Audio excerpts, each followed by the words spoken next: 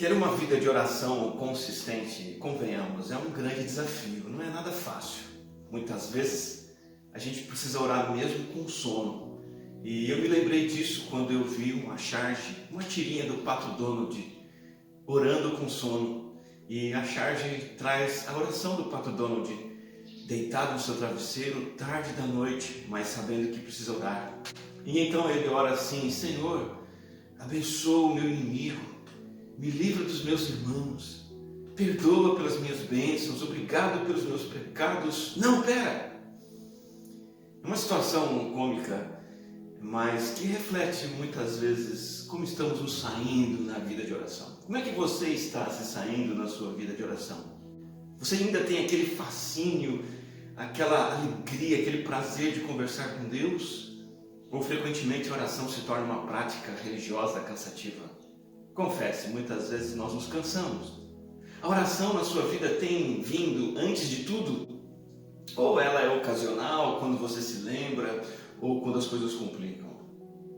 Os assuntos que você trata com Deus são sempre os mesmos? As mesmas frases, os mesmos pedidos? Você tem desfrutado de uma conversa diversificada com o Senhor, uma conversa multifacetada com vários assuntos?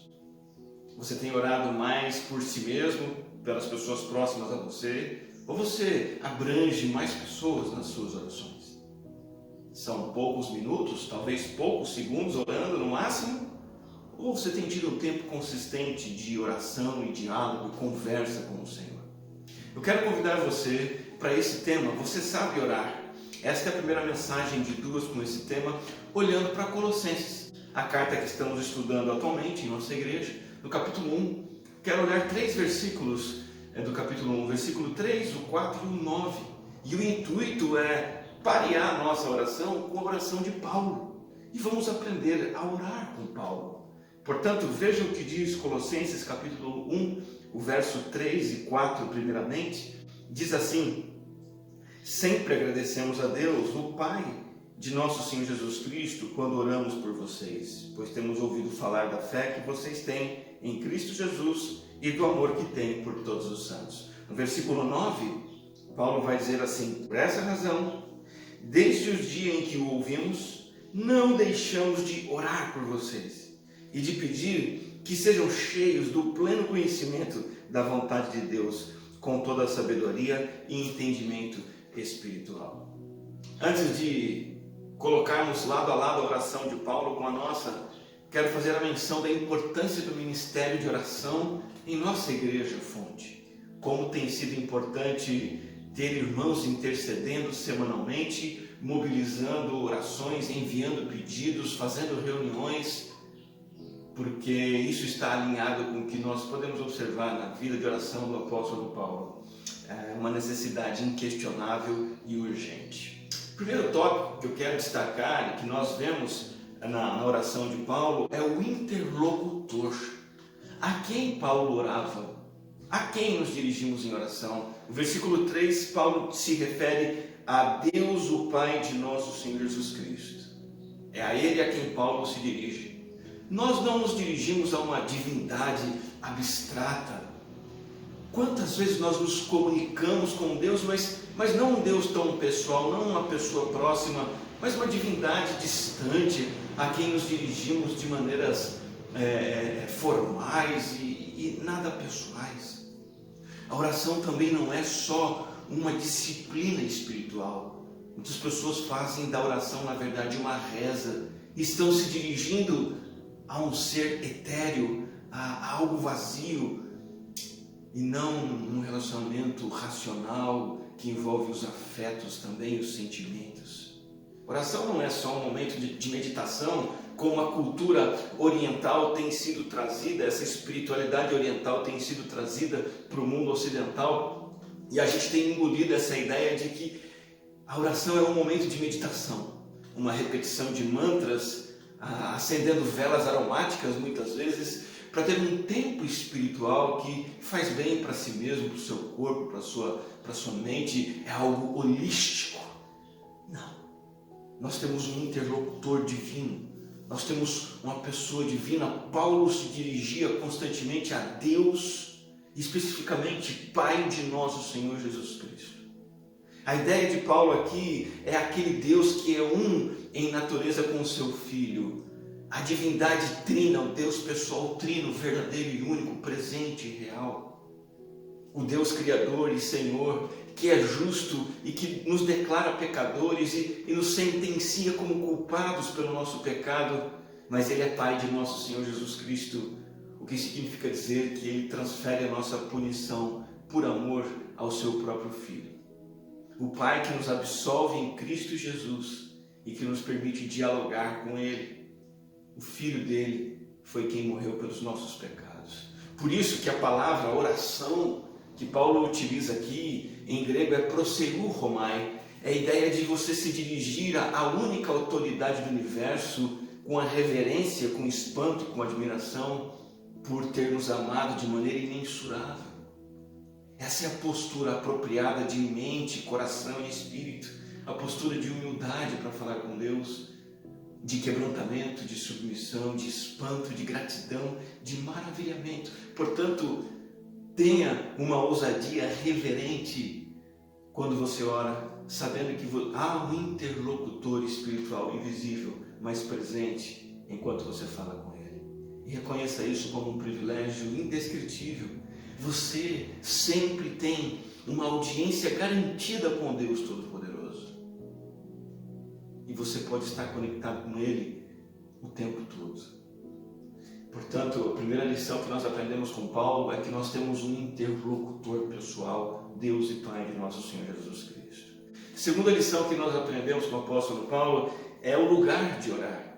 E quando ele se dirige a Deus em oração, no versículo 3 e no versículo 9, nós sabemos onde ele estava. Nós podemos saber isso olhando para o capítulo 4 de Colossenses, do versículo 10, quando ele escreve assim: Aristarco, meu companheiro de prisão, envia saudações. Meu companheiro de prisão. Paulo está na cadeia e ele se dirige a esse interlocutor majestoso e bondoso na cela de uma prisão. Isso nos ensina uma lição muito simples. Nós podemos e devemos orar em todo tempo e em todo lugar. Então, primeira inferência ou dedução disso é que não há lugares pré-determinados para dirigir-se a Deus. Ele é onipresente. Sabe, a pandemia, eu acompanhei alguns casos de igreja, foi uma crise para muitos. A mentalidade que muitos fiéis têm, e os seus próprios líderes ensinam isso, de que precisam ir à casa de Deus para fazer suas orações a Deus.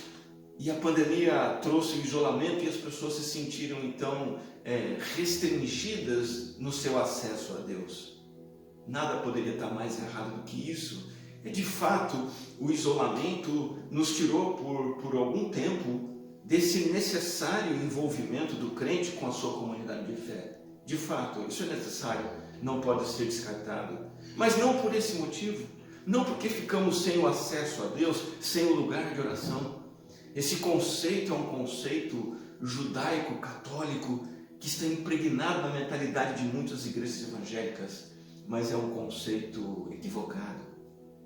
Sabe, quando o apóstolo Paulo diz para nós que devemos orar sem cessar, evidentemente que isso significa que não deve haver um lugar específico para oração. Ora, como que eu poderia orar sem cessar?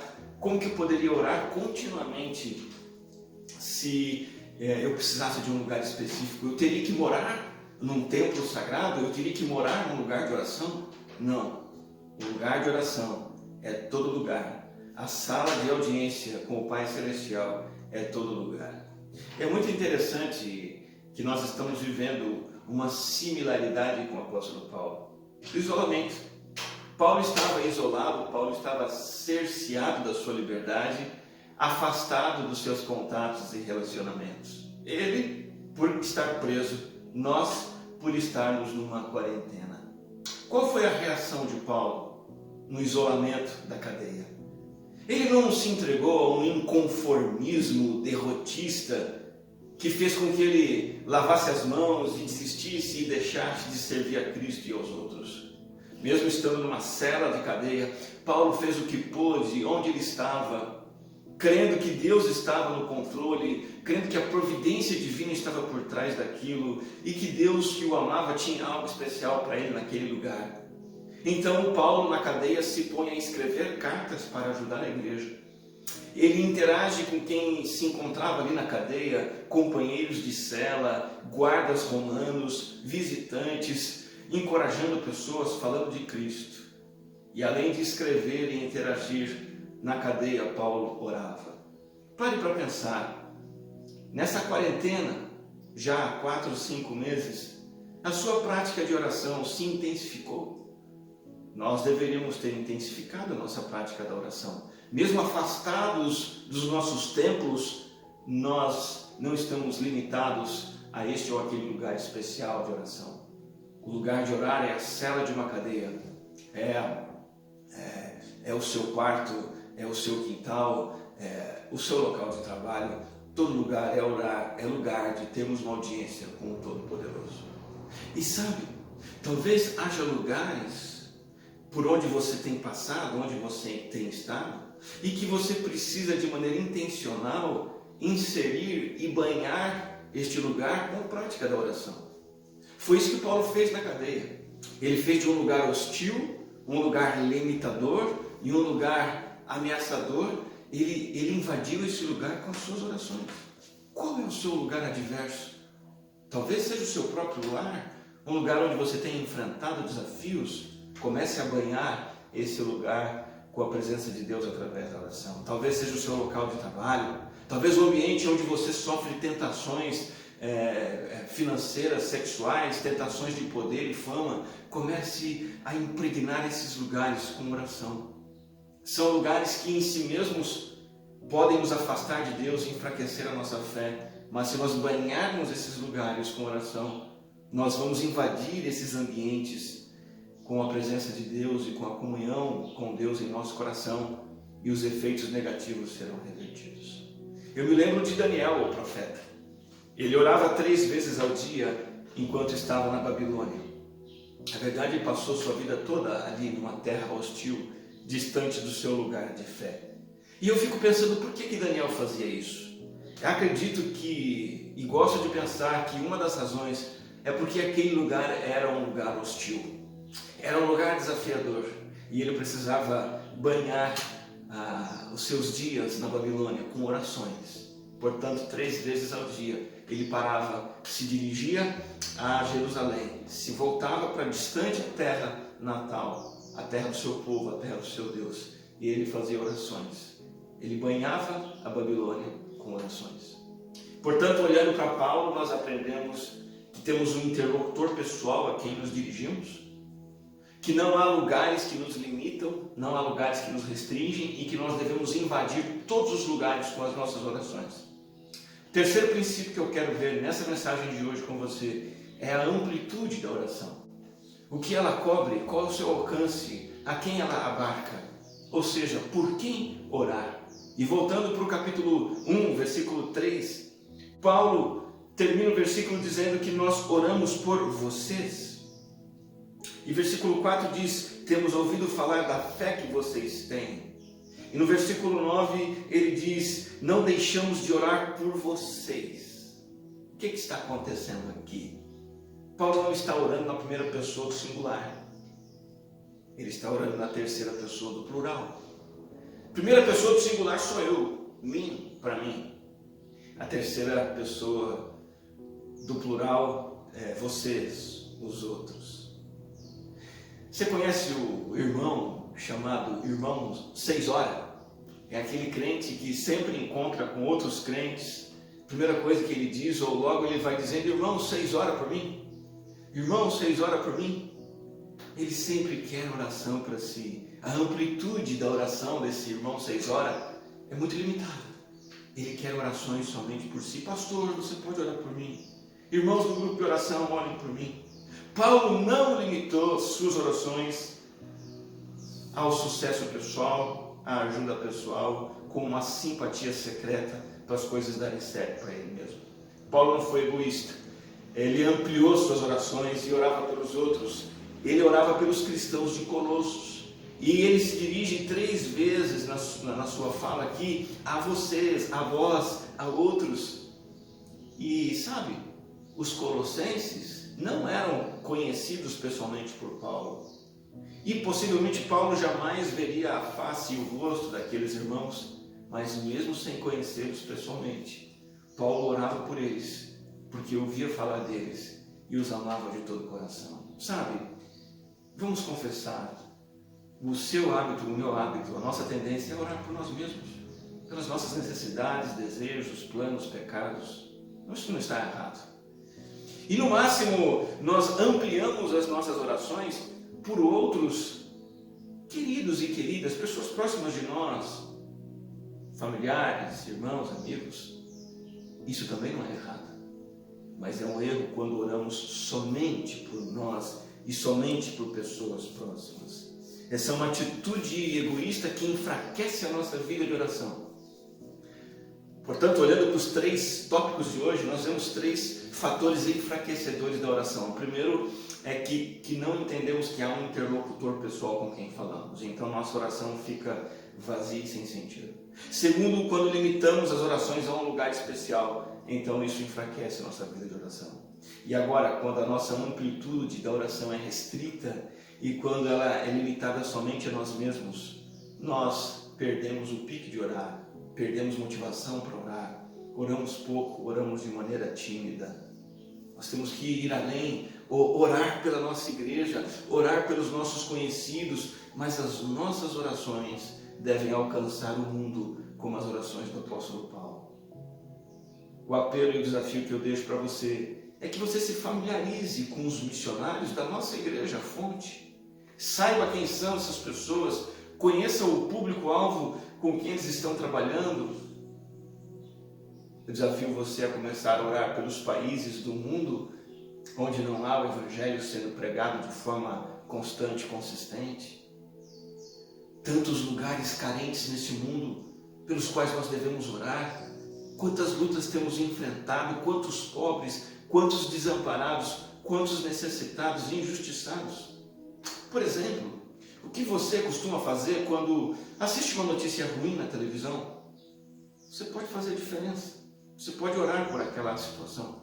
Você pode orar por aquele povo oprimido, por aquela garota violentada. Você pode orar por aquele país em crise, por aquele lugar onde há fome. E principalmente, você pode orar para que o nome de Cristo seja conhecido, crido e consolidado em lugares onde ele ainda não tem uma abrangência. E esse isolamento da pandemia apenas reforça esta lição, a amplitude das nossas orações. Você pode estar limitado geograficamente, fisicamente, mas nada limita as suas orações. Ela pode alcançar o mundo. Foi isso que Jesus fez em João capítulo 17. Quando você estuda a chamada oração sacerdotal de Jesus, você vê que Jesus primeiramente ora por si mesmo e o seu relacionamento com o Pai. Em seguida ele ora pelos discípulos próximos a ele, intercede por aqueles homens e clama para que eles permaneçam firmes. E aí Jesus estende a sua oração e ele ora ao Pai por todos aqueles que um dia viessem a crer nele. E nessa oração Jesus incluiu você e a mim, e incluiu pessoas do mundo todo. Siga o exemplo de Jesus Cristo. Amplie as suas orações para além de si e dos seus familiares queridos. Ore pelo mundo necessitado. Portanto, que as nossas orações sejam enriquecidas e que nós avancemos da situação do Pato Donald. Que possamos realmente ter uma vida de oração enriquecida e fortalecida comparada com o apóstolo Paulo. Sabemos quem é o nosso interlocutor e nos dirigindo a esse Deus Pai de nosso Senhor Jesus Cristo.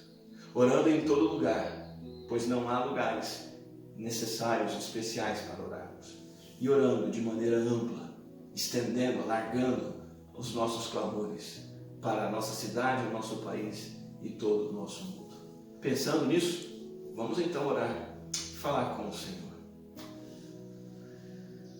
Ó Deus, te damos graças pelo privilégio que temos de nos dirigirmos a Ti, não somente agora, mas em todo tempo e em todo lugar.